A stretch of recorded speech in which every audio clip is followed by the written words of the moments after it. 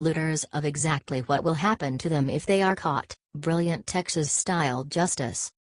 Fort Bend County Sheriff, Troy Nels, stated how his residents are very friendly with the Second Amendment, giving a warning to potential looters to stay away. What might happen to looters who try ransacking Fort Bend?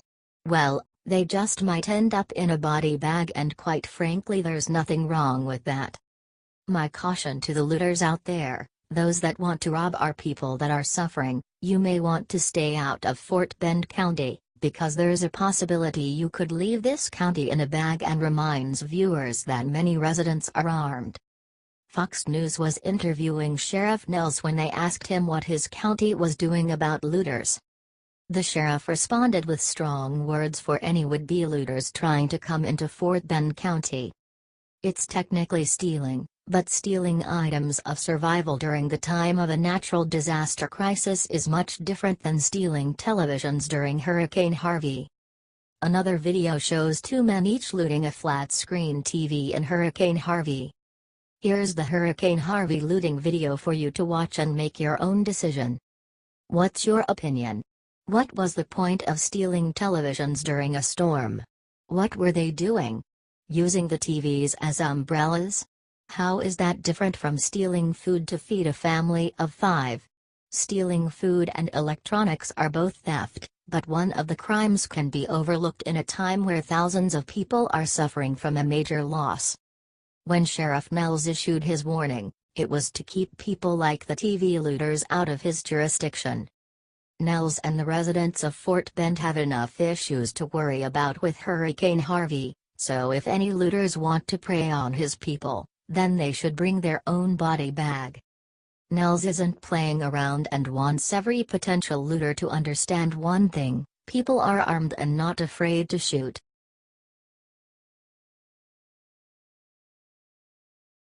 Alert: FDA just recalled nearly 1 million pacemakers after what hackers were caught doing to people.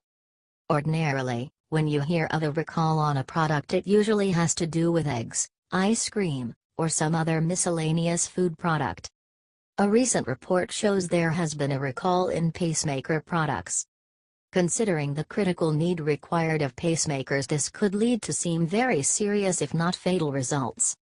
Many medical devices, including St. Jude Medical's implantable cardiac pacemakers, contain configurable embedded computer systems that can be vulnerable to cybersecurity intrusions and exploits, the FDA said in a security advisory. As medical devices become increasingly interconnected via the Internet, hospital networks, other medical devices, and smartphones, there is an increased risk of exploitation of cybersecurity vulnerabilities, some of which could affect how a medical device operates. To protect against these critical vulnerabilities, the pacemakers must be given a firmware update. The good news is that those affected by the recall do not require to have their pacemakers removed and replaced.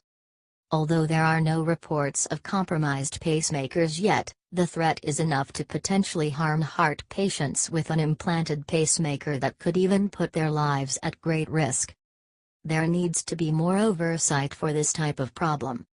One of the larger issues at hand lies in the trust that people have in connectivity and the technological product. If people don't trust this product and feel it could be hacked at any time, they will stop using it. This is a life-saving and necessary product, and if not used properly could lead to fatalities.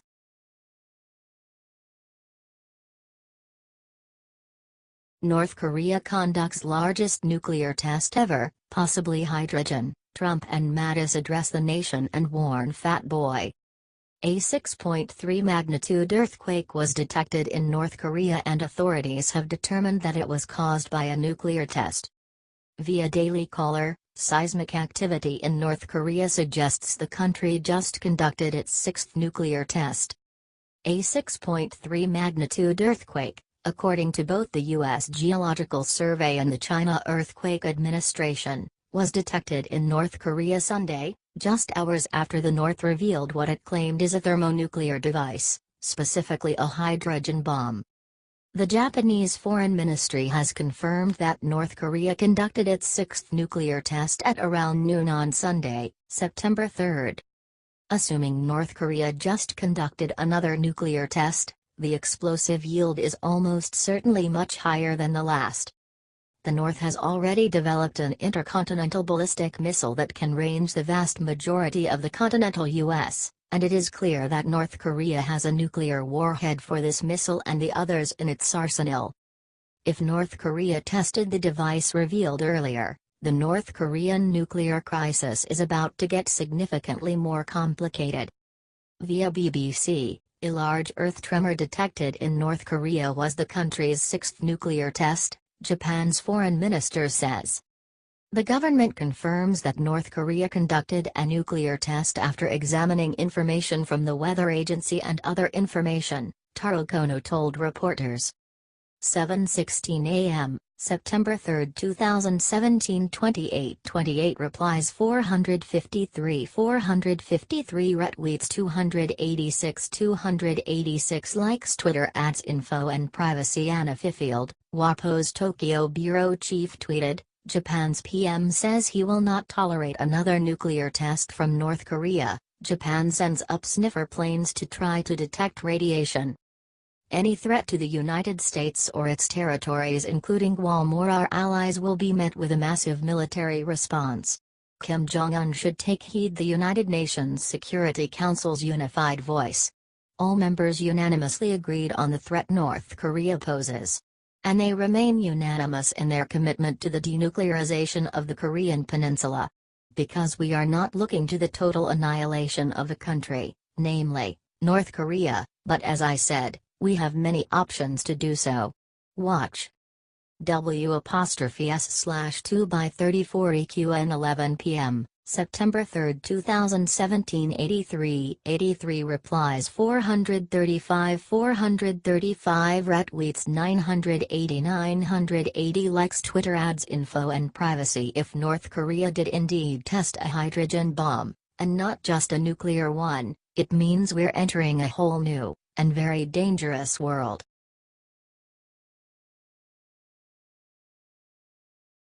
L'Oreal's first transgender racist model attacked white people, gets brutal instant payback. The world-renowned international cosmetic company L'Oreal just had to fire its first transgender model Friday after the dude called all white people racially violent on social media.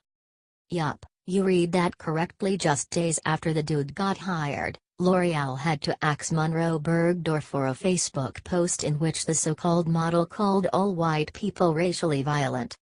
That's a model? On what planet? L'Oreal Paris UK responded to this by releasing a statement that confirms that they support diversity and tolerance towards all people irrespective of their race, background, gender, and religion, and that they believe that the recent comments by Monroe Bergdorf are at odds with those values, and because of this they have taken the decision to end the partnership with her.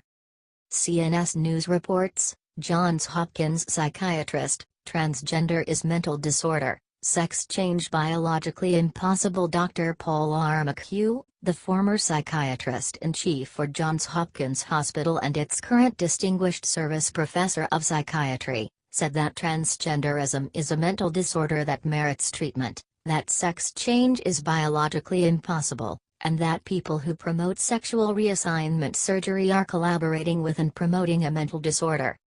Dr. McHugh, the author of 6 books and at least 125 peer-reviewed medical articles, made his remarks in a recent commentary in the Wall Street Journal, where he explained that transgender surgery is not the solution for people who suffer a disorder of assumption, the notion that their maleness or femaleness is different than what nature assigned to them biologically. He also reported on a new study showing that the suicide rate among transgendered people who had reassignment surgery is 20 times higher than the suicide rate among non-transgender people.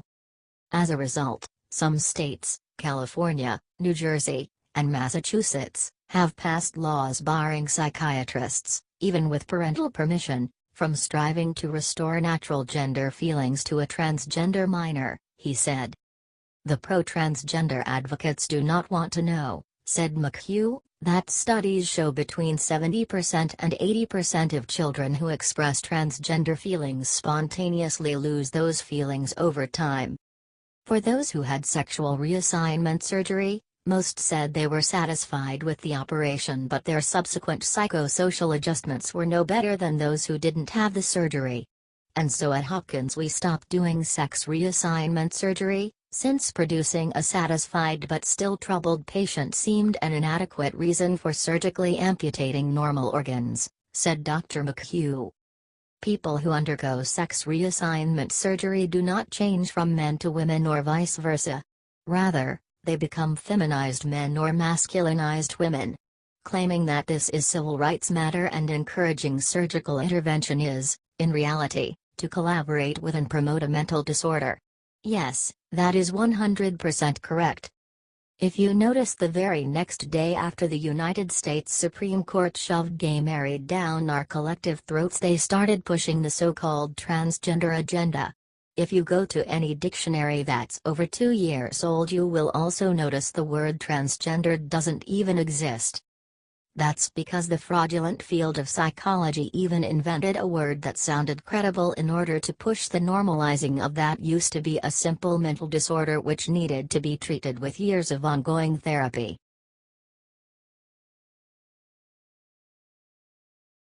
Hollywood Trump haters just did disgusting thing to Houston flood victims. Famous rap artist goes rogue and exposes them. The worst is Alyssa Milano. She actually had the audacity to attack President Trump for donating $1 million of his own money for the relief efforts. BizPac Review reports, anti-Trumper Alyssa Milano is broke as a joke, didn't pay taxes and stiffed her employees. Actress Alyssa Milano broke bankrupt, sues business manager foreclosed, didn't pay taxes. Alyssa Milano blamed her former agent for not paying her income taxes and her employees.